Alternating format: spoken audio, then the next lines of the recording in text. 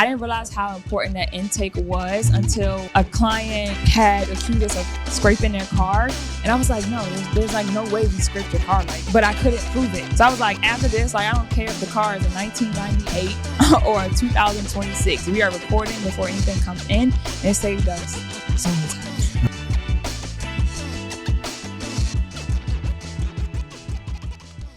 What's up, everybody? Welcome to the Born to Tint podcast. I'm Ricky. I'm happy to be here with my big brother, Josh. What's going on, everyone? Today we had a very fun conversation again with Allie with Ace of Shades, checking in with her where her business is at. Check it out. 17 years? Wait, him? Him. I'm gonna say this is your brother. Yeah. No, I don't do social media. He's doing all the social media. Technically, Oh. he might. No, he doesn't have you on years because you have your youth years that you consider being at the shop. And you have like a six-year gap. Huh? 7 years gap. How long you been working at the shop?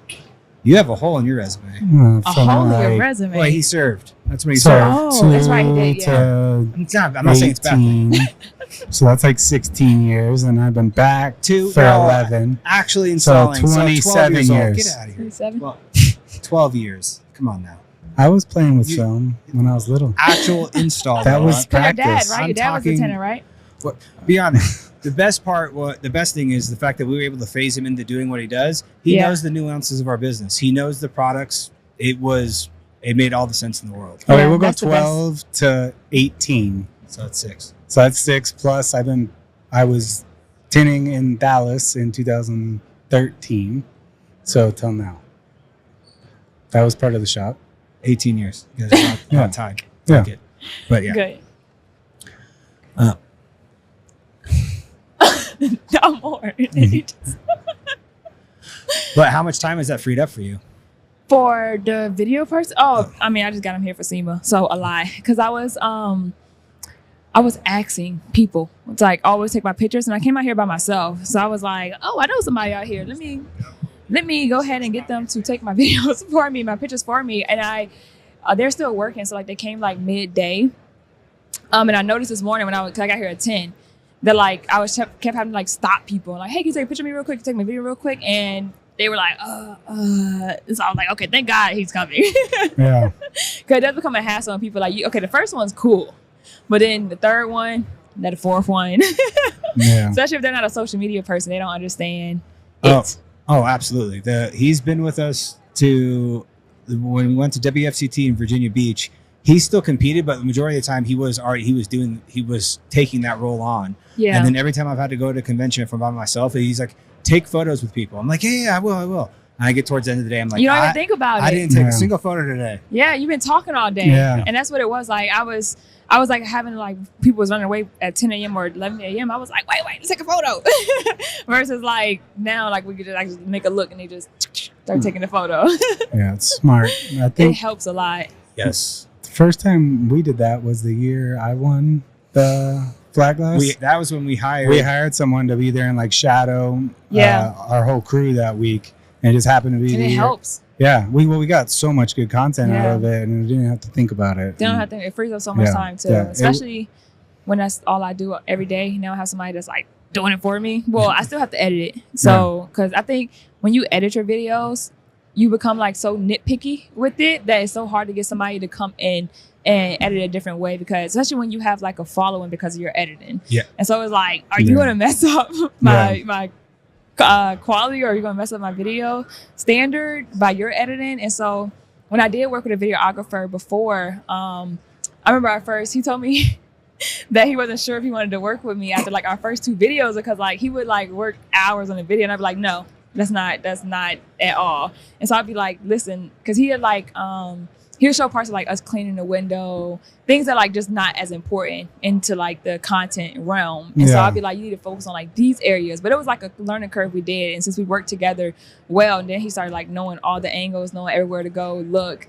And so it helps, but it's just, you gotta have that patience when you bring a full-time videographer on, for sure. Yeah, it's like training an installer, honestly. Yeah. Like it's the same thing. What's been cool with Jordan, why does mine sound so weird? Does mine sound weird? No. Or did you crank me up? I didn't do anything. I'm like having like a weird echo. That's better. No. You still have We that just kind of let him just go. Like, and Yeah. if, But he started your content, right? No, so we started with Ryan Pineda's team. That's what got the podcast going, and then that's where before that we would do our own kind of. And it was he would do something, I'd do something. Someone in the shop would do something. So there was no like we weren't very consistent. Right. All. So you didn't have like a standard. No. It's easy for somebody to come in and make that standard. Yeah. So that's where we got lucky going into the podcasting with Ryan and his team. Is after that we ended up bringing him on as our business mentor. Right. And him being our business mentor, we still have access to him and his entire team. So as we phased him over, he was able to go talk with Ryan's editor, who Justin Berry, done a bunch of editing. The amount of hours he's done like YouTube wise and editing content wise, we were able to kind of mirror how Ryan does it. And yeah, we did put our own little twist on it to a point, but we were able to get him to come up with like, all right, that's the style. You just got him in the realm, but he just edited his own way. Yep. Which is good. I mean, it works. I like the content.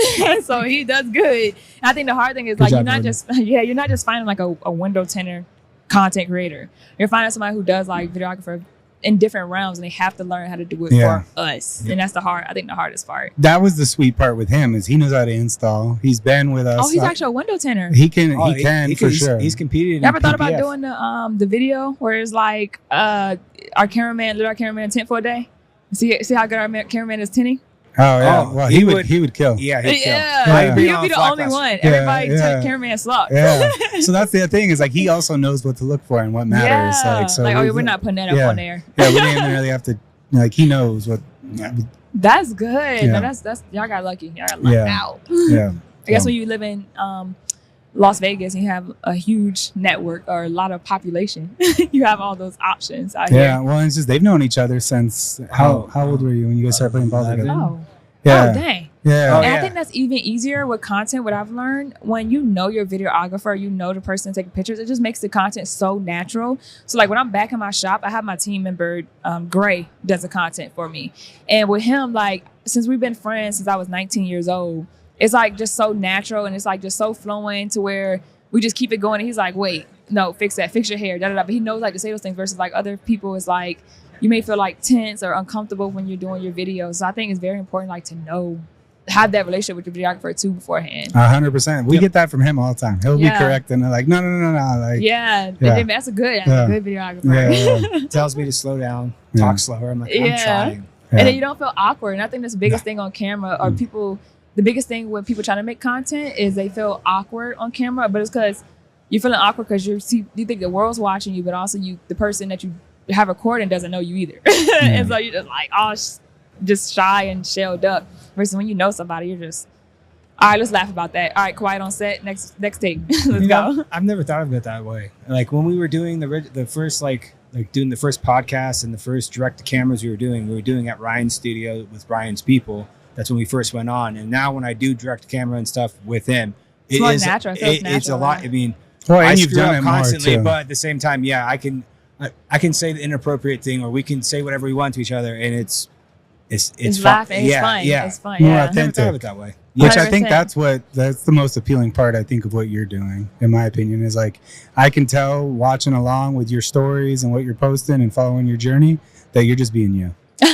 And like, but it's so crazy. It comes off very authentic. Thank you. I always have this doubt in my head, like, you have that when you're a content creator and also you run a business and your business is built off of your content creation, you have that dilemma of showing too much of your personality. Like I'm afraid to show, like, even though I am authentic, I think certain things like I do want to talk about, I'm too afraid because you do run a business, or you don't want to I have that thought in my head, like I don't want to talk negative or don't have like these negative things. But one thing I've learned though, like the more real I am, like I'm like, dang, I just effed up today. Like I just messed up somebody's car, messed up their glass or whatever it is. The video, and I hold on to it because like I'll record it because I want to know how I felt in that moment.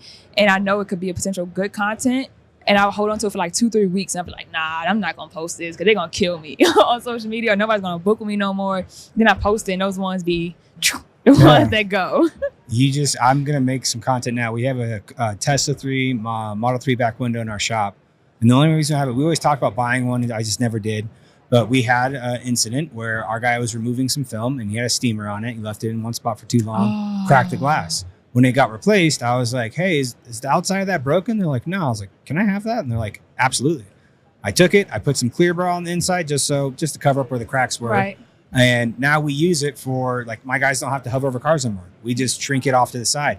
I'm making a piece of content about the fact how that window got broke, how we replaced it, and how we were using it, and the fact that now we cannot have to hover around over your Tesla. That is so smart. I didn't even know you could keep the glass when they replace it.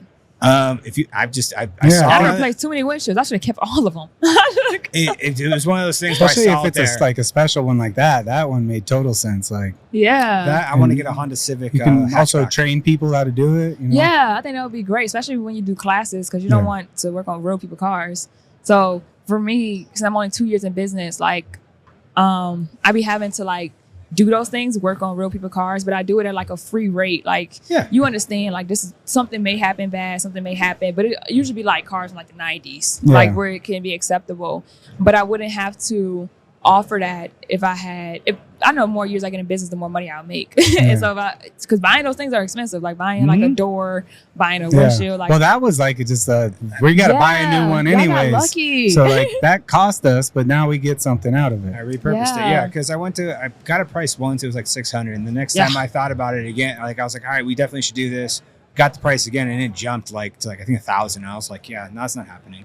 And then that's when that one broke. It cost us $1,000. Man, what was your feeling when it broke? Like, was it you or your team member that broke it? Team member. So when they come to you and tell you that they break things, like, what is your first like thought? What is your first feeling? Usually it's the manager coming to me and he'll tell me the situation of what happened. I hear it out, and as long as it is just an honest mistake, like the next one that breaks and you break in that same manner, I'm not paying for it. Okay, so you give them one freebie? Yeah, pretty much. Yeah, basically we create a new SOP at that point. Like, if there's something that can be done to prevent this from happening. Absolutely. Like the most recent thing that we had happen is that my guys got in the habit of blading all the windshields because it's a nice smooth surface, easy to shrink on. Soft glass. Well, we ran across a 2025 Ford Expedition. They did it. And then customer, like literally, she drove it from the dealership to our shop. So she it wasn't in anyone else's hands. And looking at it, you know what you're looking at. Like I could see that was us. Right. Went up to her, talked to her, explained to her what happened. Already told her. And at that time, I already have called the glass company. I've got the OEM. Yeah. I already have the pricing. Like it's already ordered. It's on its way. Go up, talk to the customer. Let them know. All right, I looked at it. It's definitely not the tint. Unfortunately, one of the steps that we do take. After that happened, I went back to my manager. I said, new SOP. There is no metal on windows.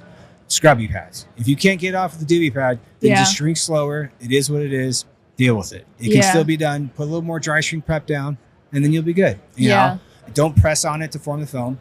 And so do you guys do like a walkthrough before you tint, like a walk intake? So when the car comes in, Jen makes her all information, sells the film, what film they're going to do, and then she goes on and she takes photos. Mm-hmm. So the new chain of command that ended up coming from that and from a Mustang, like 06 Mustang back window, same thing. Every rule has a reason. Same thing, bladed on the window, and these happened on the same week. Oh, bladed on his window. I look at the photos from our video cameras and I can see something, but the problem is that it didn't get a photo until we already stripped the inside and shrunk the back window. And I have no before photo. Yeah. So I called the customer and told him, like, hey man, I have nothing. I'm not saying like I'm Windows ordered. I'm getting its OEM. I'm replacing this for you. But I'm going to say, since I didn't verify beforehand, I had nothing to prove that. I'm not trying to prove that you're wrong, but there's nothing that shows me that this didn't happen underneath my watch. I'm replacing it. Right. So instantly, it was like no more metal on glass ever again. I had not the metal part, but I had a client come in. They came in with a 2025 car as well, but the dealership had tint on their car and they wanted to go darker. So they knew, I told them, like, if you don't want to pay for a tint removal with me, make sure you have the dealership remove your tint for them. And they pulled it off and they just like scraped the glass all up. And then the client doesn't notice that until they come in. So they came in with it. They was ready to get a tint. And like we do inspections, like, and I do content. So since I do content, I'm already recording the video before I even started. And so we did a content on the window, and like as my team member was recording, he was like, wait, everybody stop. We got cuts on the glass. Let's get the client. And so we run the client back over, and I was like, we could tint it for you still if you want us to, but we don't recommend it. Like, you need to go back to the dealership, get it fixed. So like that intake, I didn't realize how important that intake was until a client had accused us of scraping their car. And I was like, no, there's like no way we scraped your car. Like, but I couldn't prove it. So I was like, after this, like, I don't care if the car is a 1998 or a 2026. We are recording before anything comes in. We're having a conversation, and we're actually walking through with our clients and telling them, hey, you have this scratch here, right? Like, this is, we may take the extra step to do it, but we also make sure we block off 15 minutes when the appointment starts to have a consultation with our clients. Like, I don't know if you remember, I think last time I was on the podcast, I talked about how I got all of my procedures through hairstylists. And so one of the things is, like, when you first come in, you have a consultation with them, so we know standards, expectations, what you're looking for. Touch the film. I don't even talk film percentages over the phone. Like, we're going to talk that in person so you can actually see what we're talking about. And then we're going to do a walk through your car, and then you're going to tell me things I need to know about. Does all your windows work? We want to make sure all your windows work up and down. Make sure you don't have any tint, because a lot of times some tints will be faded, so you don't even know the tint's there, or people will have tint on their back glass and you can't tell unless you roll it down. So we have the whole walkthrough, and it saved us so many times. Oh, I can believe it. I can believe it. Yeah, so photos out front, and then manager pulls it into the back. After the manager gets it inside, because it might sit out back depending if they drop it off early or they're just not pulling in yet. But when that car gets pulled in, that's the first thing my guys, especially after this whole ordeal of like not knowing if did I scratch or was scratched, I was like, so here's the new standard. When that car comes in, there's a reason why I want the windows wiped off. You should be wanting to tint a window with a clean surface on the outside so you can see everything that you potentially might not see on the inside. Right. But that is when you're expecting the glass. Yep. If I can show especially a windshield, because they got chips all in them 9 times out of 10. Just had one of those too, where the guy shrunk the windshield and like the rock chip. I looked at the photo on TintWiz and I was like, I can see this from the photo on TintWiz. How'd you guys miss this? To where now, if any of my guys, if they find something on a window and they do not follow that procedure, to where after wiping the glass down, to where I can show a customer, hey man, your car got in here it is. You got pulled around the back. We still haven't touched it. It's now inside. Now my guys are touching it. See right there where he all of a sudden stops, points, takes a picture, loads it in my program. See how the timestamps match? Yeah. We didn't do this. If they don't do that, they're paying for the glass now. Like, it's, because I've told them, like, I think that's the hardest decision to make as an owner, is who is responsible for the fault. Because I've had team members crack glass, burn panels, cut seats, and I haven't got, the cut seat was the worst. Like, that cost over $1,500 to replace brand new Escalade. They had to replace 2 captain seats because they couldn't find a match with the first one. So I had to pay for both captain seats. It was real fancy leather. Now, was it negligence or just an accident? It was accident. And it's always an accident. It's well, I won't say that. I will say it's negligence, because you should have had a blade in the car. Like, we plot our film. But also, why do you have a blade in the car anyway? When we trim out on the pill board, only thing you have in the car is a spray bottle, squeegee. New SOP, right? So we printed out all of our SOPs and they're in writing. And then as something gets added, they get it digitally. And then beyond that, when we first started doing this, and it just, as things happen, it gets added. Yeah. But we went through it together on a one-on-one meeting with the auto manager there. Then they sign it, we sign it. Here's the expectations. As long as you have the set expectation where you know that you've went over it, you've showed them, and you both can verbally agree what all that means. If they break one of those, that's where I draw the line. Which, have we even had to enforce that yet? No, they keep making new ones. Which means but now it's understood. Yeah, and that was the hard part. I want to get to that, but that's just the hard for me, because even when he cut the seat, he didn't notice he cut the seat. The client noticed. As soon as the client got the car back, he called me, and I was out of town. And I was like, anytime I'm out of town, that's when like shit goes left at the shop. So I was out of town. So I got the call from the client. He's like, hey.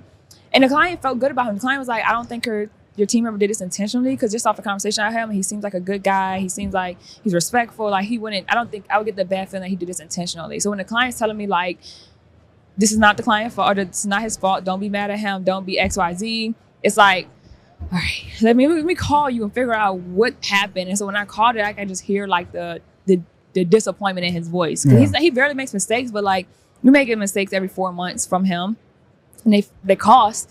But it's like, for me, I've always looked at it as like, I have to assume the risk. I hire you on assuming your risk, and I win some jobs with you, and I could break even with some jobs with you. And so those jobs that I win on you, because like, you always want to keep your threshold 30%. That's 30%. So those jobs that I do win on you is kind of like, I may put some to the side for your mess ups. Because I just never want, my fear is like a team member feeling a way towards me because Like they're like, if you had a 9-to-5 corporate job and you mess up, your job is not taking money out of your pay. Yeah. They're gonna fix it. And so I just never want like that ill feelings in my shop like that. Somebody feels discouraged coming to work, or they don't feel confident no more because they may lose like freaking $800 on the windshield because they don't have that, versus like, I'm the business owner, I have that legging. That's why for the longest time tough. I was like totally 100% in that camp, but like That camp. yeah, like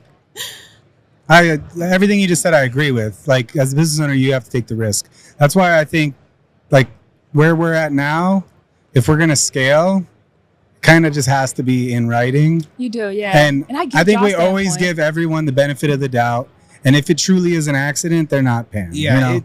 It just and it hasn't happened where somebody's negligently just completely I just like threw a heat gun on the seat. or just skipped something that actually then caused damage. That was something that we've addressed before and created a new SOP for. Like, Yeah. something like that, where if it's not of the norm, if something like that happened and he just misplaced a tool, like I would probably, there would still be like, obviously my guys know no blades inside the vehicle, but at the same time, shit does happen. So I am going to address it properly, but for me, like the hard stop will be like, if you start shrinking a windshield and there's a fat rock chip in it and you haven't talked about the manager about it and haven't brought it up when you know it is company protocol to do so, and then it cracks while you're heating it, it's like, well, yeah, you weren't supposed to do that. So there are some that will be blatant. Was negligent. Yeah.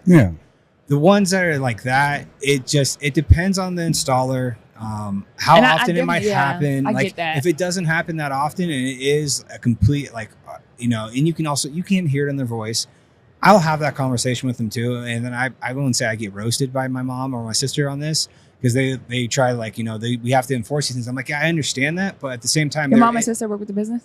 She is very, very much in the background. I mean, how the business is. Sister is actively involved. Mom's more in the background. Yeah. No, women usually the ones that get shit done in the business. They like the stern ones. Well, that's why I love working with my sister. Yeah. How How don't everything? take no shit. No, she does not. That's good. How we operate is pretty much like a board of trustees. There's 5 of us. You got my mom, dad, and then you got the 3 of us. I remember saying that everybody had to approve on something, right? Just 3 people.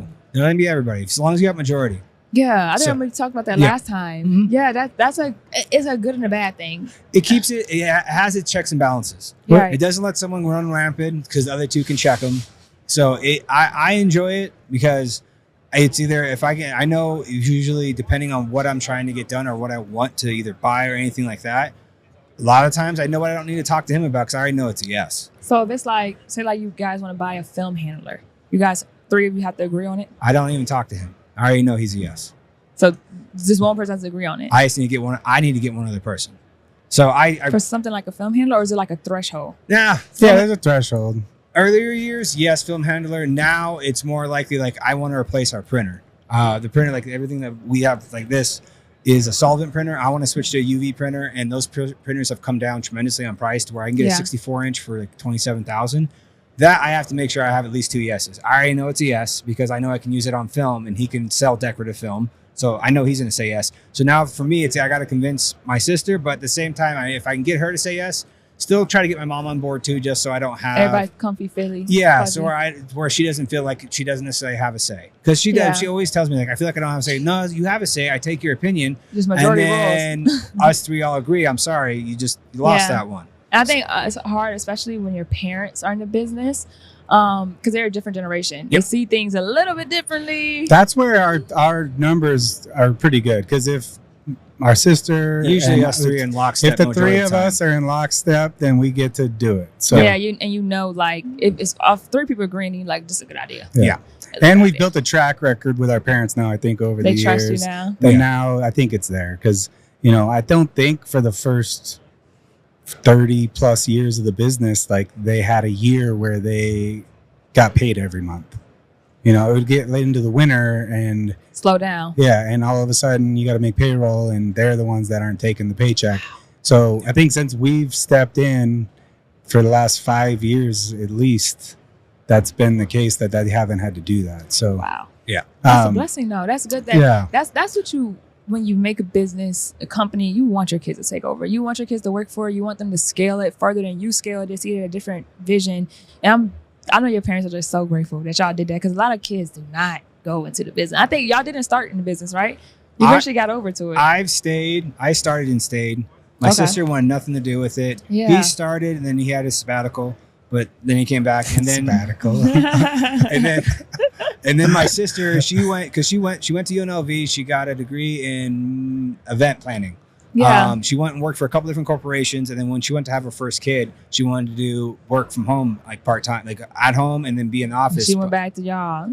Well, they first said okay, and then after some other employees there saw that she was corporate working from drama. home. Yeah.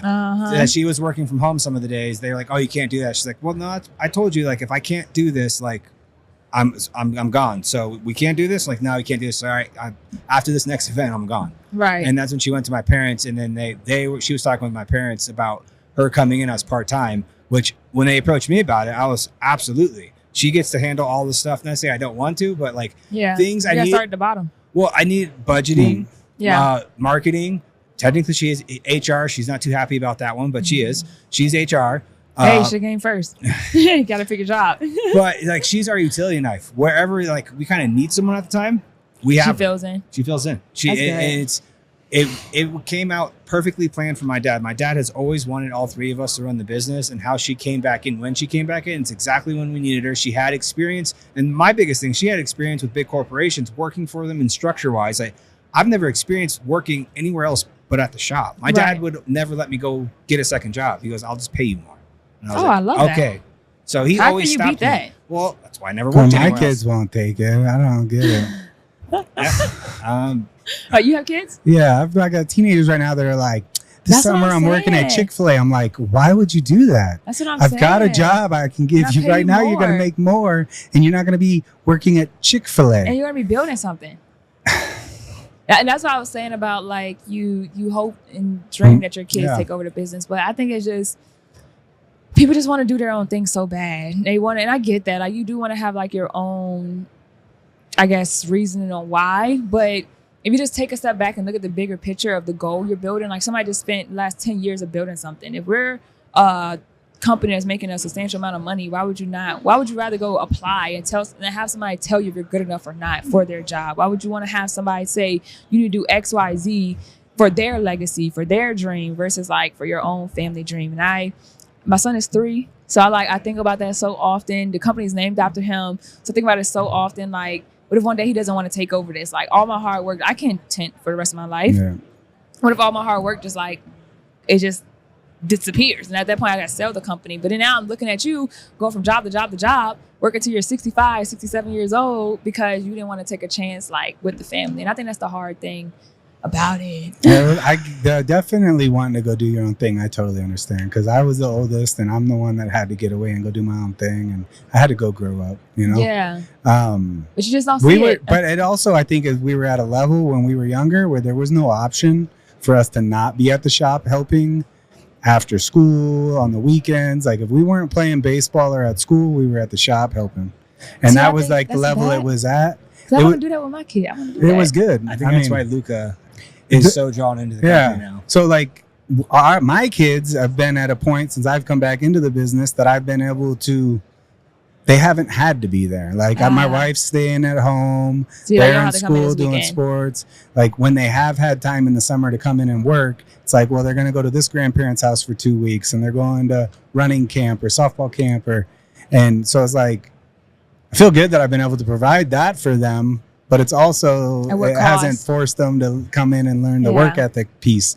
So that's why I've kept them in sports though, because I feel like that's a good substitute. Like my daughter, my oldest is about to go to college for running. So, but yeah, I think it's just like we got to a level that wasn't something I was focused on. So catch it early if it is something you want to foster, like have them there a lot. Like his son's been at the shop a lot lately and he loves being there. Yeah. So my wife, she works Tuesday, Thursday. So during the summer, like he doesn't have an option. He's coming. I just bring him to work because he just has kind of grabbed a hold of that with me. And then like him being at the shop, I think that's also what's built it too. Is that during the summer, he's with me at least 2 days a week. He's at the shop with me. Yeah. And he's like, Daddy, I'm going to have your job. And I was like, well, first. I love that. Well, I told him first, you got to pick that trash up. You got to be really good at that. And then you got to be really good at cleaning windows. I was like, dude, you don't get to You don't My just level, have this, yeah. like, you don't just take the position. You want to go through all these levels so you know how to do everything and you've done everything up to that point. So Yeah. you understand your business. Yeah. Like, I definitely. And that's the thing. A lot of people don't make their kids work from the bottom up. Like, Oh, yeah. you got to start from the bottom, because how you going to tell somebody they're not doing their job right? You don't know how the job's supposed to be done, except on paper. He will definitely have to do that if he wants to come into it. I'm gonna highly encourage him to do that, because I can understand the whole wanting to do something for yourself.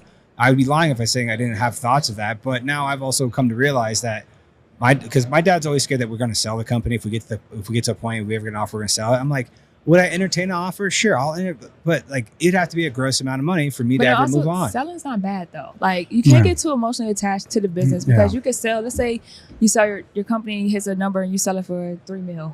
You can now take that $3 million investment and buy something else where your family doesn't have to do labor for time. You're doing something else to scale. Well, that's where I got over that as soon as we realized that we were going to do something with the academy. It's like, I'll never leave this industry, but like, my one thing that I'm going to get to claim, that we'll get to claim, that we grew from, technically, yes, I guess we have the brand, we have the brand and everything else, but we're going to teach ourselves how to teach people, which we've already been kind of doing as we're trying to scale the business within our own people. That's our new venture that we're doing together. Right. And if, say, like, you sell the actual physical labor part, you could invest everything in a school. You're kicking. If you have that much money to invest in school over other companies, you're kicking them out the water. And that's more profitable, because a lot of people want to learn how to tint, learn how to PPF, wrap, and you're hitting a whole market at that point. That I think selling isn't bad. Like, they always say, don't get emotionally attached to anything. Yeah. No. Everybody has a price. Yeah. No. The funny thing is, though, for me, is like, I always thought, for me, I was actually way in favor of build it to sell. Absolutely. But then the more I've learned about like what it takes to make it sellable and get a number, it's like, by the time you make a business sellable, someone wants to buy it for a reason, because it's kicking off profit to a rate that it makes sense to buy it. It's like, at that point, if you've already made it a machine that runs itself and can be sold, why not keep it? Why not keep it? Because you may make $3 million a year in your shop, but they might offer you $15 million to buy it.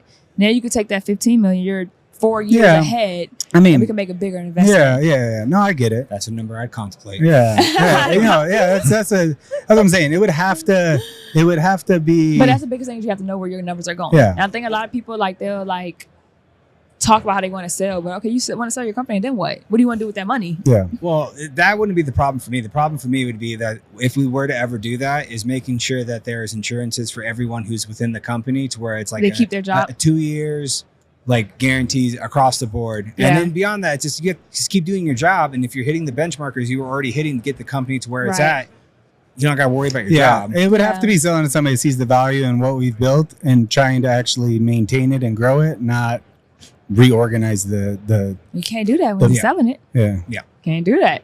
Yeah. A lot of people will say that they'll sell it with your vision. Once you sign that contract, they change everything up. And that's why you got to have that non-emotional ties and be like, this is your problem now. So even if you do flunk it, it's your problem. I have a different investment. So that's why I have the 2-year guarantees, because after 2 years, if you haven't proven yourself that you're worth what you were making in 2 years, I don't feel obligated anymore. Yeah, especially at the scale we're at right now. Like, it would have to work. It would have to be something that's good for the whole team. Right. Like 100%. But I don't know. That's I think I came into the business thinking about selling it. And I think, like, even with the brand ambassador, like, the whole thing is the brand. And so I'll be selling the brand. And so with that, but that's why I do the content creation as well, because you can't sell me, but I can sell the company to you. Mm-hmm. And the more content I do, the more brand recognition becomes. And so I've always, like, even with my name and how I named my business, with my husband, we named the business ATA, Alysha Taryn Ace, which is my name, my husband's name, his name. And then as we started learning about the business world, I was like, we shouldn't have done that, because now it's harder to sell because it's so personable to you. Versus, so when I started my business, I named it Ace of Shades. It's still personable because my son name is Ace, but of Shades, it goes a ring with it. And so with that, I always thought, like, if I ever want to sell my business, then I need to have a name that's sellable out there. Because a lot of people would, like, start Tint, Ricky's Tint. And Josh Tints. And so it's like, it makes it harder to sell. But tinting isn't my life. It's just something I love doing. I love the networking. I love the people, the interactions. I love the change. You get to see a physical change. I think that was so hard when I left my IT job, was because like you in the corporate world, you do one piece of your job, you pass it on to the next person. They do that piece of your job, you pass it on to the next person. And so you never see that end results. Versus like when I was in the military, you see the end results of your mission. You start your mission, you're gonna finish your mission. So you see the whole results. So when I went to the civilian side and we didn't see the results anymore, I was like, I felt incomplete in some area. And so now with window tinting, I can see that your glass is clear. I'm gonna put some on it now. I can feel the heat difference. I can see the sun glare goes down, or the shading goes down. It's darker glass now. And so I think just like seeing that beginning to end finished product is just something that just does something. Yeah, no, it's rewarding. Yeah, it's nice to get done with something, especially when it's hard to do and you've 100%. Taken time getting good at it and you're done with it. You like have pride in it. 100%. That's the only thing that's like I'm enjoying the new chapter for me in business, because I went from being the lead installer, the main installer, like I was leaned on heavily, and then it finally got to the point. Eric Devash was telling us probably 2 years prior to us finally doing it, you guys need to take off your tool belt and start running your company. Yep. Stop relying on you. That's what Austin tells me. I'm like, I'm just not there yet. You just never think you're there yet until you do it, and you're like, no, you should do it. That wasn't that hard. Yeah. That wasn't that hard. Yeah. I try to. So I think the hardest thing with that is, coming from a military background, is leaders, we work with our soldiers. And so even though you do make the decisions sometimes, like they need to go handle that, a lot of times I always led from the front. Yeah. So I've always, if I'm not willing to do it, I'm not willing to dig 6 feet, I'm not going to ask you to dig 6 feet. Yep. So if you're digging 6 feet, I'm digging 6 feet with you. And we're going to figure this, we're going to embrace the suck together. And so I think that's the hardest thing about now being a window tinter is I think so much about other people's feelings. And I'm a woman too. So I think so much about other people's feelings. And so I think about my team member, like him knowing that I'm doing something else while he's working. Like, how is that going to make him feel? Is he going to feel resentment now? If he's going to feel like I'm just using him to make money, he's making me rich. You're just thinking of it too close of a rank structure. Like, you need to train somebody to be that NCO, to be there with them in the dirt. That's like a manager. And you need to go to like the officer level. Like, how much did you work hand to hand, day to day with the officers? Never. Right? But you knew they were there doing their part. You did. It's the same thing, right? But then you talk crap, you're like, they don't do shit. Well, maybe I didn't pick the best example. But it's an NCO work for a living. That was a bad example.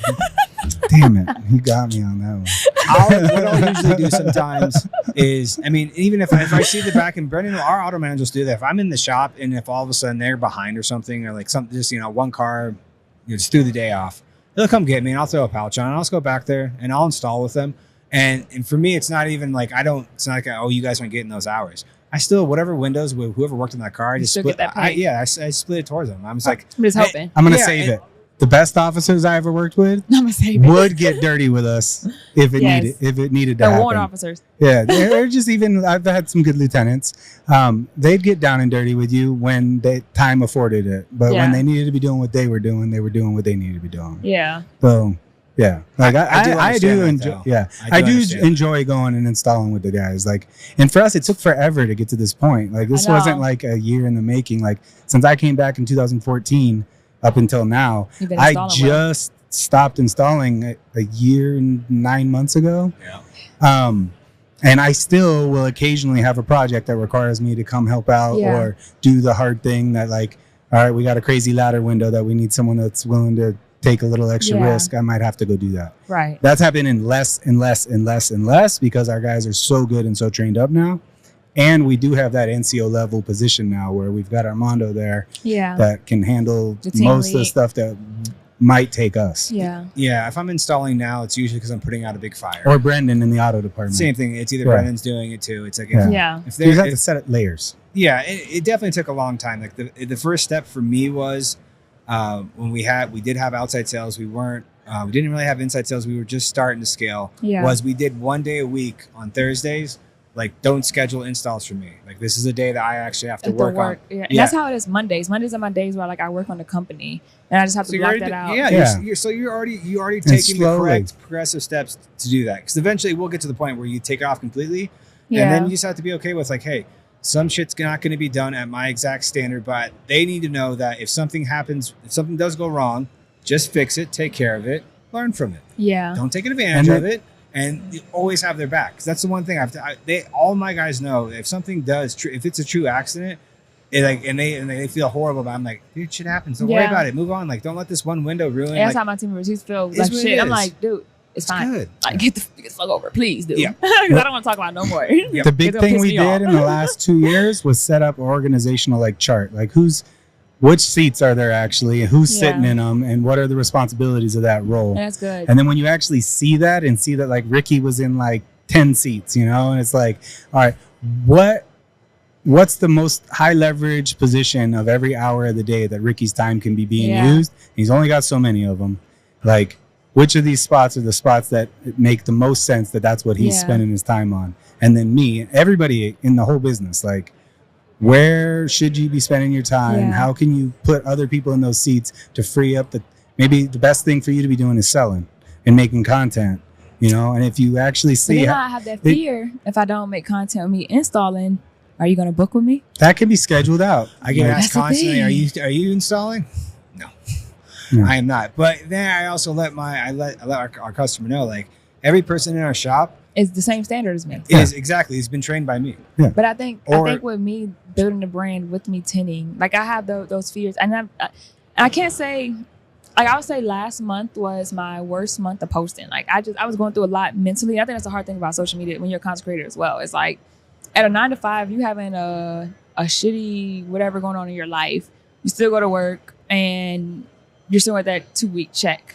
But content creator is when you're having a shitty moment, shitty feeling, like, it's so hard to, like, show up when it's like something that's like just hurting you. You can't even show up online. But with that, me being a content creator, I see how it affects my appointments when I don't show up online. And so that's the hard thing that we do deal with.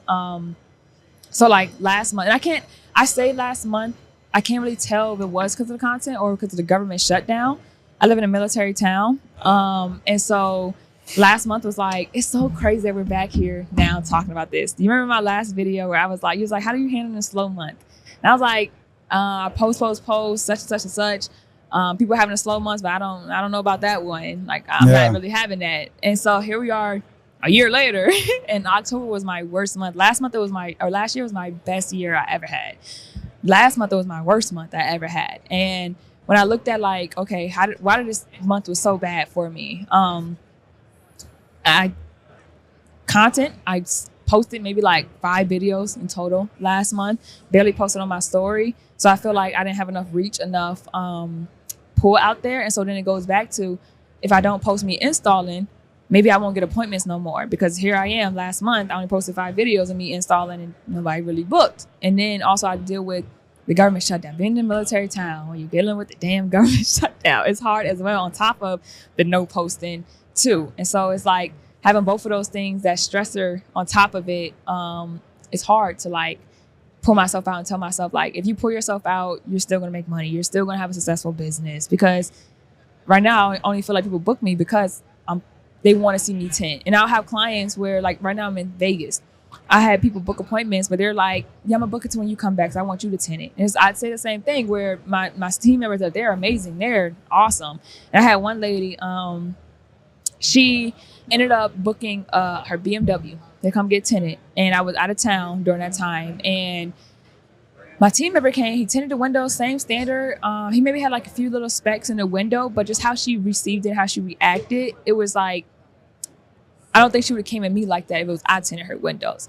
But I think it was like, people see me online so much that they trust me and my work. And so when I have another team member online, or a team member doing their work for them, they're like so like nitpicky with it, and they treat them better. So like, even she was like, when you come do my car over, I don't want him to touch it at all. And I'm like, whoa, well, that's not the standard in my shop. That's not going to happen. If you don't want him to tint the car at all, we can remove your tint and give your money back. Because I'm never going to tell my team member he cannot do his job if he made a mistake. Like, that's never going to happen. But it's just like that. I see how my team member gets treated differently when when I'm not the one showing up. And that's the hard part of being a content creator. How much is he in? Are you posting anything of him installing? Rarely. Up that. Add that. That's definitely helped. The fact that, like, because Jordan's getting content constantly of the guys installing in the back. And then when we do send him out in flat, he's getting other guys in flat. And for the most part, most of our customers know that we're not tinting it now. If I am tinting something, it's because literally we need a piece of content and he needs me to install. Do it. And then it's like, hey, you lucked out. I'm tinting your car. Which it's like I'm tinting 2 of the windows. Which that's pretty good though too, to like make it like an incentive to like, oh, you lucked out. Oh no, Alex in your car today. Yeah, I mean, you could literally get to the point where like you're trying to remove yourself from installing that you got to pay extra to get it's like a premium. And have content made of it. Short term. That's short term. I would say more pointed towards the fact that that's still more content showing your other person installing and showing that like, and then talking him up while you're installing about how he installs just like you do. And start putting that out there naturally. I really should. And that trust will build in. You can do both of those. That sounds really good. Because he learned from nothing. Like I taught him everything. So like show that journey, because then it shows you teaching too. I mean, and then that's even more of authority, even more that. I mean, it's win-win. Well, because you're already hearing what you just said about the fact that like, hey, if you're telling me that he can't touch your car, I will remove your tint and hand you back your money. You already have that confidence in him. Oh yeah, 100%. Now just put it in a consumable format for your customers, for your avatar, and the fact of like he came to me and like I can make a video about talking about like I've trained him from the ground up. Yeah, you're still gonna be the face talking in the video. They want to hear your voice. They want to see you. Now you start showing him install. Now they have that same level of trust they have with you because they always see you install. That's a good idea. They're like, oh, I want him. Yeah. Like, and again, go back to the like org chart. Like you're the best editor in your business because you're the one that's been doing it. Now you're recording this video that you already know how you want to make it. Make them look. You're the one that's good in front of the camera. You're the one talking, but you're highlighting that person. Like I think now you're spending your time more. Like that's more valuable use of your time. Yeah, because that was one of the hard things. Like I had a few clientele, they only want me to tint their vehicle, and then eventually got to the point. I saw a video from Mike Norig, and he brought up that subject, and he finally got to the point where he just told that person, I had a client, told them that I can't do it, they're doing it. I do this in my company, they do that. And if you don't trust me enough to say that they can do the same quality as me, that's just unfortunately a customer that you're going to lose. If they can't understand that, the fact like, hey, no, I trained this person. I only hire people in who do my standard. Yeah. So it's like if you're saying that you don't trust them, that's you saying you don't trust me. You don't trust my judgment, but you want me to tint your car though. Yeah. Like there's a line Yep. You could even, as much as you post stories and stuff too, you could all this could be like, hey, I'm posting more content of the guys that I've trained up and you go personal with it. Yeah. And that's like a storyline people will follow along with. And now you create the narrative. You're the I think for me, creator. it's just, that's a great idea. I'm definitely going to do that. I think things that held me back the whole time was like, maybe everybody's not as comfortable being on camera as me. And so I try to be respectful because he wasn't like, in the beginning, when he first came in, he used to like get attitudes of him on camera. We used to go back and forth with it. And it was like, it was like the hardest thing, pulling tooth and nail to like, and so I just over time I naturally was like, I'm just not putting you on camera but now he'd be like, he'd be ready for the camera. That would be the one caveat is if the person wants to be on camera. Well, yeah, no, have that conversation with them, let them know like, hey, I feel like what's going to drive more business and what's going to drive more appointments is if I can put you in this in some aspect. What are you comfortable with? Can I just get like a back view of you installing? It's going to be now he don't care. Now he like do whatever, post it all. But yeah, I mean that's. But I think he understands too. The more work I get, the more money you make. Yeah. Yep. That's the end goal. It's like, hey man, you do this. Yeah. This gets us more appointments. This gets you more jobs. Money. Yeah. Like this is how you get paid. That was the hard thing because he's so private. So like he has a social media, but it's no pictures of him online. You will never find a picture of him ever online. He will never post a video. His profile picture is like a meme. He's that type of person. That's why you guys never see me tag his page because you're gonna see nothing from his page. And so that was the hardest thing is like battling with somebody who doesn't do social media, and now you're working with a company that only does social media.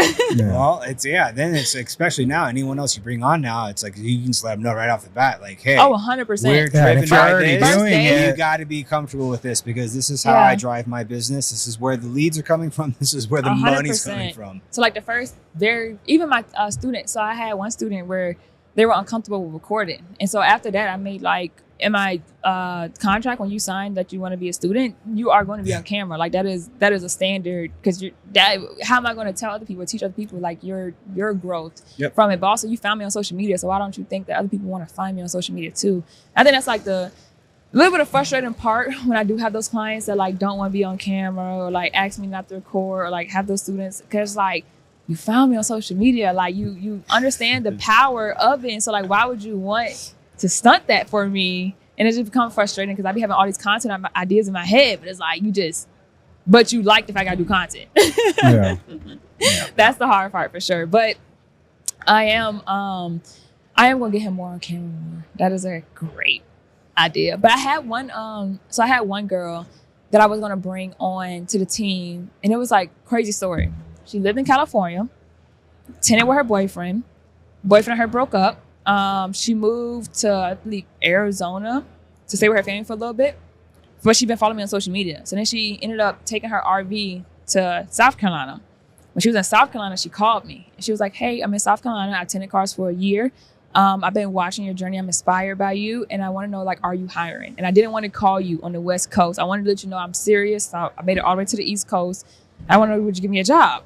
And I wasn't trying to hire at the time, but I was like, bro, like, for you to drop your fucking life, you come all the way over for me because of social media. Like, if you think I'm that busy, oh wow. But number two is also, I gotta give this person a chance. Like, I have to, like, if you have that type of work ethic, that type of drive, like, you're gonna be a freaking phenomenal team member. Yeah. You can't teach that. You can't put that fortitude in people. Yep. So she came to the shop.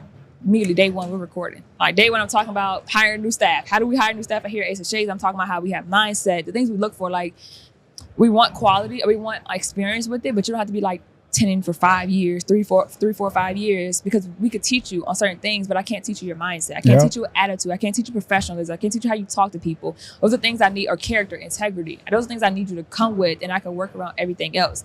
And so I'm recording the video and like saying that how we hire people. These are things we look for with her in the video, with her like in the background of the video. So she started on Monday. Everything went fine. By Wednesday, we had like a hectic day, commercial and flat glass. Now it's me and Gray. Me and Gray typically like we can like maneuver around and figure that out, split up. But I was like, you're new, so we're gonna do everything together so you can see how this process works. So we had everything scheduled out, but we still were bouncing back and forth to certain places. But it was only like a 15-minute difference, bouncing back and forth. So that morning we had an appointment at a commercial building. We get there and she just didn't know what she was doing. So I'm like, okay, go clean the windows for me and measure them. Let me know, come back, and I'll start cutting the film out. She measured the windows. I'm like, okay, measure it again, because that just don't sound right. So she went and measured again. She said a number. I was like, all right, I'm gonna trust you and I'm gonna cut this film. It was about like 5 inches short. So now we go back and I'm like, all right. So I measured the film out. I trusted her again with another cut. Because I'm like, you had a year in business and you were a hand cutter. So you have to know how to measure a window if you're a hand cutter. So I trusted her again. Like, maybe she just flunked up on that one. Cut it too short again. I was like, all right, stop this shit now. I was like, great, you finished the commercial building. We're going to go back to the shop because we had a windshield protection film to do at the shop as well anyway. So left Gray there. I went to the shop, brought her to the shop, and I was like, hey, we're just going to do windshield protection film. You're familiar with windshields. Even easier than the windshield, installing the windshield. So we get to the shop and we're doing the windshield. She measured the windshield wrong again. And cutting windshield protection film. Cut that short. That's expensive. That's expensive. You can't even use that on another job. Like, your windshield's typically standard kind of size.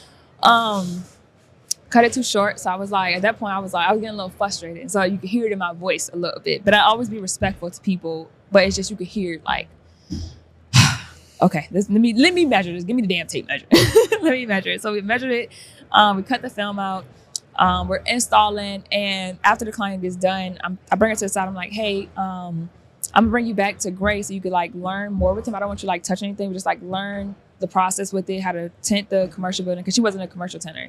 But I was like, but after today, I'm going to keep you in the shop to, because maybe you're better with cars. Because she was good with cars. Like, tinting cars was fine. It was just the measurement. But we had a plotter. So I was like, look, I don't even care. Like, we'll use a plotter for you. Stick this. Yeah. So, but you couldn't plot a PPF or a windshield protection film. So I was like, use the plotter and you stay in the shop. And I think that like discouraged her when I said that. But for me as a business owner, you're costing me money in the field. And so I need you to stay where you're good at. And then we can work your way up to the commercial jobs. And so she was like, okay, but I took her back with Gray. They finished out that job, came back, and when she came back, it was like a little different energy. So she stayed in the RV. So it was July. So she stayed in the RV, and at the end, during the end of the day, her car was super hot. Her RV was super hot. So I was like, you can just pull in the shop because we off of work. And you can use the AC, chill out here, and just sleep here, and you're safe because Fayetteville's not the safest place. I was like, and you're safe in the shop because you're behind an alarm. So she was doing that for the whole time she was there. And so then that day after all that happened, she left and didn't come in the shop. So I was like, okay, maybe she just like she needs her time like to decompress because today was a lot. We weren't busy, but it was just like a lot of mistakes she made. And so she texted me that night and was basically saying like she don't think she's a good fit for the team, that me and Gray like works really well together and she think she could fit in, and she thought she was like a better installer, but she doesn't feel like she's up to my standard, up to my level. And so I just basically was like, I hate that you feel like that. I don't want you to feel like that, but I completely understand your reasoning, and hopefully one day we'll cross paths again and you get that confidence in you. And so I made a content video, because I started talking about hiring new staff. I got to finish what happened to the staff member. So I made a video basically saying how she quit on herself. And like, don't ever quit. But it was like a wrap it around, like, don't ever quit on yourself. Don't ever take yourself out of the seats at the table, because you just never know like who has faith in you. How you gonna tell me you're not good enough and I'm telling you you're good enough? I didn't tell you that you're not good enough. So why are you feeling like that? Let me tell you that and get you out of that position. How old is this person? Younger? She was 24. That makes sense. Yeah. So she ended up, I made that video. So she texted me and was like, I saw your video and I wanted to say like, I needed you to tell me those words yesterday when I told you like I didn't want to work here no more. And I wish I would have known you thought like that and felt like that. And can I ask for my job back? And so I was like, unfortunately, I can't trust you now, because like you quit on me. Middle of the night. You quit on me in the middle of the night. You quit on me one hard day, and it wasn't even a busy day. Like, you know how Saturdays and Fridays are. Like, you didn't even deal with a Saturday and Friday yet.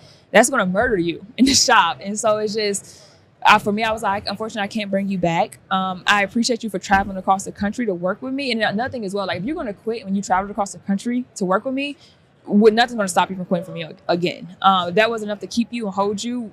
That nothing else is going to hold you anymore. And so I was like, and I kept telling her, like, you know, we talked about mindset when you first came in here. Like, you got to be stronger with your emotions. If you feel like you fucked up today, take that on the chin. Like, we all mess up. We all have bad days. Like, take it on the chin and move on. Like, you're still new. You're in training for the next 2 weeks. Like, let me tell you at the end of 2 weeks that you're not good, but you're still getting paid. Like, get the fucking money and just let me tell you at the end of 2 weeks that you're not good. But she was like that she didn't want me to fire her.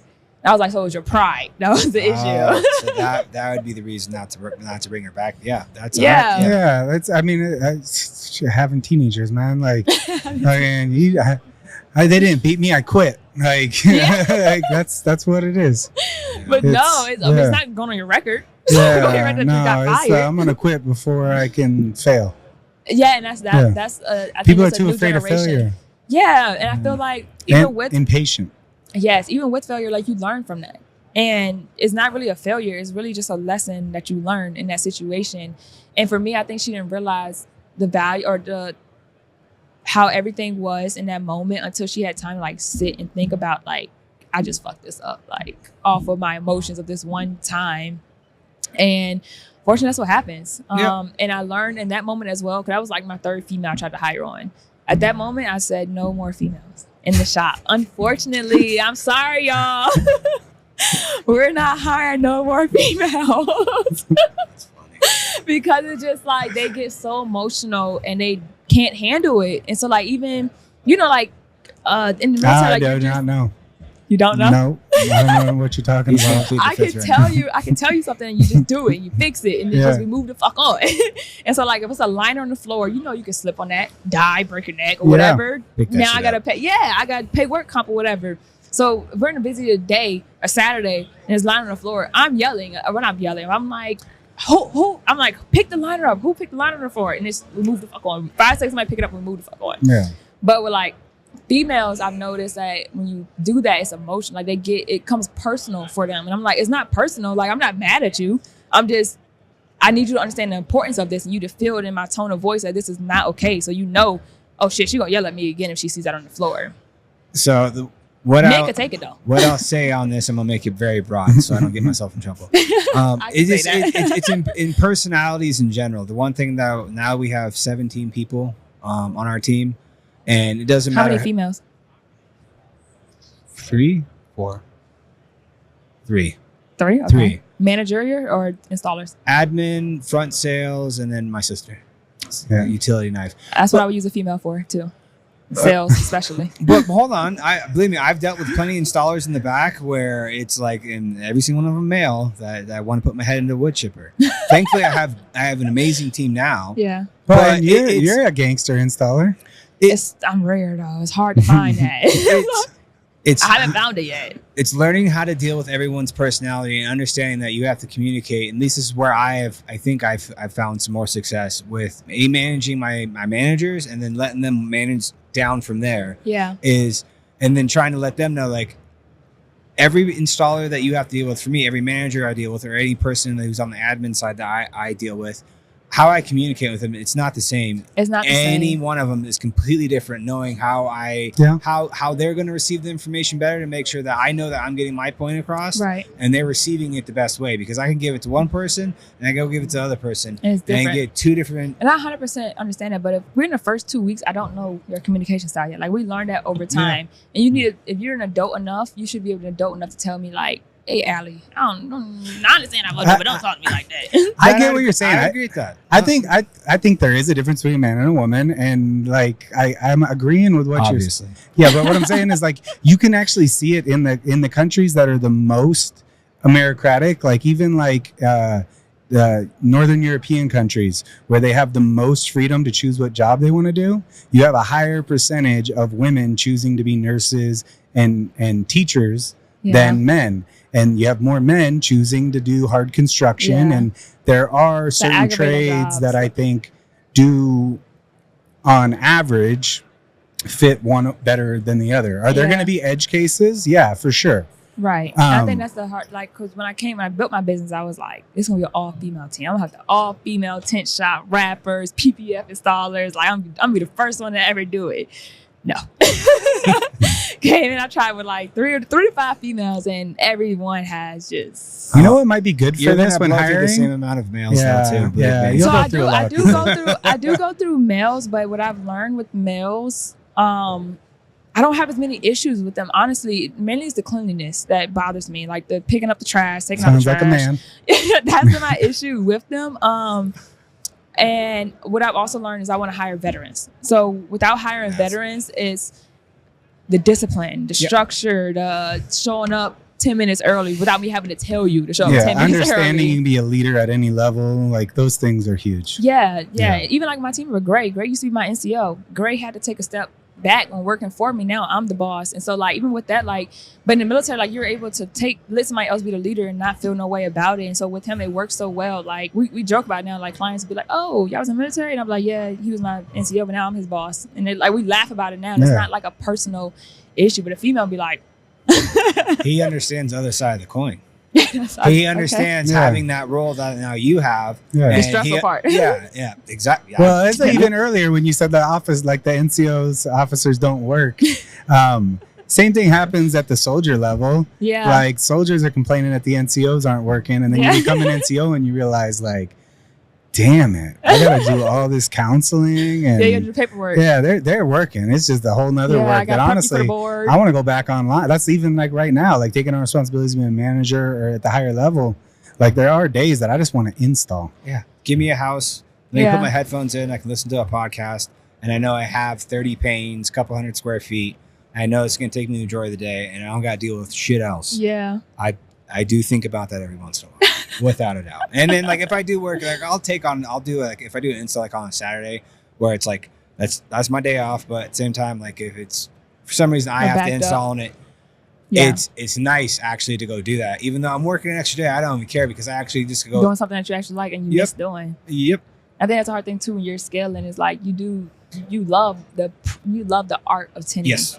And so now you're having to get away from the love of the art to scale the business. And so I definitely understand that, like, feeling that, like, oh man, I'm back tinting again. Hell yeah. And you got plenty of time. You don't have to rush at fully pulling yourself out. Use it for content. And I I mean, this is probably a good spot to It's end so it. crazy when you think that you don't have enough time, because you always think like You got you need to plenty. do it right. No, you think Yeah. that you got to do it right Yeah. now. No, like you're well Yeah. ahead of the curve. That's like a Gary Vee-ism that I try to be more like thoughtful of, is be patient. Like I just turned Time 41 happens. and that's still young, man. Like it is. that's young. still young. But then Like, you think like by 41, I want to, like me at 27, by 41, I want to be out of my business and my business running for myself. And so you think like you've put these expectations in your head that you think that you don't have time, but 41 being out of the business, people are still working at 67 naturally. But you think like you put this unnecessary stress on you. I had an Uber driver today. He was like probably in his 70s. And I was like, telling him like,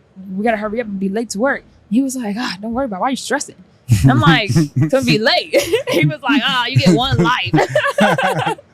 I'm like, you know, you're right. You have more wisdom than me. Like, you're 100 because you're about to probably, and you've already like massively accelerated. Like, just keep doing what you're doing. I think when Enjoy you're it. in it though, you don't feel it. You don't realize it until like people tell you. Like people do tell you, but it's just, you always like the end goal post always moving. Mhm. And so even with y'all, like you may hit like a number this month, or you may hit a goal this month, and you're like, nah, another goal. I gotta We surpassed the number I thought would make me ecstatic years ago, and it just keeps moving down the line. But yeah, I don't know. That's the hard part when you're an achiever, go-getter. Just keep doing what you're doing. Keep sharing it. Keep being vulnerable and sharing the losses, whatever, because what you're doing is working. Where can people find you? Social media. So we got Instagram, TikTok, and Facebook, all Ace of Shades NC Tinting. And we're also on YouTube. So we do long form videos now, where we're showing like projects that we're doing, tips and tricks on just window tint in North Carolina. Or not even North Carolina, because we go statewide now. Yeah. We are all over now. Yeah, everyone always asks me, where would you go tint over here? I'm like, if the check's right, anywhere. Yeah. Just right. let me put a bid on it. If I win the bid, yes, the job will get done. I will get putting the film on glass and I'm getting paid. Yeah, I'm going because especially out of state, because I get a vacation with it too. Yeah. But follow her if you're not already following her. Watch what she's doing on social media. She's putting on a master class of how to build a business using social media. And then I know that we definitely need to do this again, and we'll do it off the SEMA floor where we can be at the shop and go even longer, because I know the conversation can go. I know I'm a talker. Much longer. Yeah, we gotta do it again. Thank you. I appreciate you guys. Thank you guys so much, and continue what y'all doing in the industry as well, and helping. Even with, I've learned how to use Tint Wiz from y'all. I never knew. Like I would be in their DMs, like, how do you do that? I literally go to y'all videos, and I learned how to use Tint Wiz from you guys. I appreciate everything you're doing in the industry, giving people in the industry a voice as well, because you literally cater to like our industry, and it's not even just window tinters. You have manufacturer companies, you have everybody from all over the industry coming to do podcasts with you guys. So we're getting a perspective from every single angle. And so I appreciate y'all guys as well. Thank you. Yeah, keep going. You're inspiring too. Like to know that we have a tint shop and we have a podcast. Yeah. Thank you. Thank you. Yes. All right, guys, you know how it works. Follow, subscribe. Have a good one. Bye.